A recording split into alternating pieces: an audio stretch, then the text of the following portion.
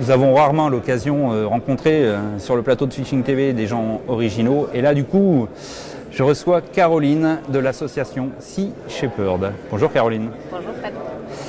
Dis-moi, vous êtes au salon de la pêche et des loisirs aquatiques. Oui.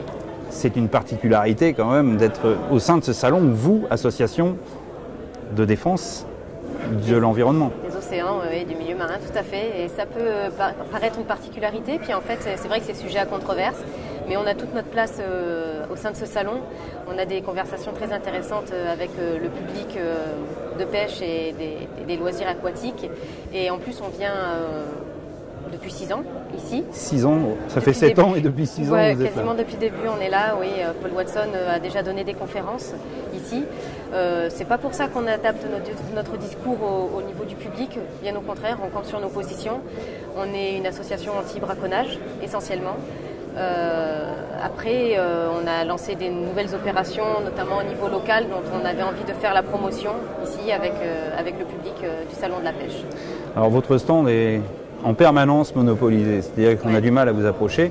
Moi qui suis partisan de votre action, parce que sans vous, à mon avis, on retrouverait certainement des états lamentables. Déjà, vous faites passer un message hyper important auprès de toute la population, il n'y a pas que les pêcheurs. Et c'est ce qui est important parce qu'ici on reçoit tout public, sur ce salon de Cagnes en l'occurrence. Et pour moi c'est un honneur de vous recevoir aussi ici sur ce plateau, je parle de l'association. Et là vous avez mis en place un nouveau concept, un nouveau projet, une nouvelle opération. Oui, en fait on s'est dit que Sea Shepherd de manière globale a été fondée donc, par Paul Watson depuis 1977 sur une base anti-braconnage. Et on s'est dit que nous au niveau local on avait aussi notre travail à faire parce que aller en Antarctique, au Costa Rica, au Galapagos, c'est quelque chose qui est essentiel. Mais nous, petit groupe local du 06, on s'est dit qu'à côté de chez nous, il y avait un cantonnement de pêche qui est la réserve du Cap Roux, qui a été mise en place depuis décembre 2003 par la Prud'homie des pêcheurs, en plus de Saint-Raphaël, là-bas, et qui malheureusement pourrait avoir des effets très bénéfiques au niveau de la population sous-marine, mais qui a des effets limités parce qu'il y a de la mésinformation en fait dessus et parce qu'il y a encore énormément de braconnage. Donc on s'est dit que nous, on avait toute notre place là-bas, donc on a mis en place des patrouilles depuis le mois de décembre là, pour les 12 ans en fait, pour l'anniversaire de la réserve.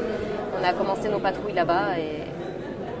D'où l'opération Cap Roux. L'opération Cap Roux. Donc on peut vous retrouver sur votre stand avec tout ce qui concerne cette opération. Tout à fait, Quand je fais ça, c'est que vous êtes juste à côté de nous, voilà, donc c'est important. Mais écoute, tu sais quoi, je vais te remercier parce que je vais te laisser aller à ton stand parce qu'il y a encore beaucoup de monde.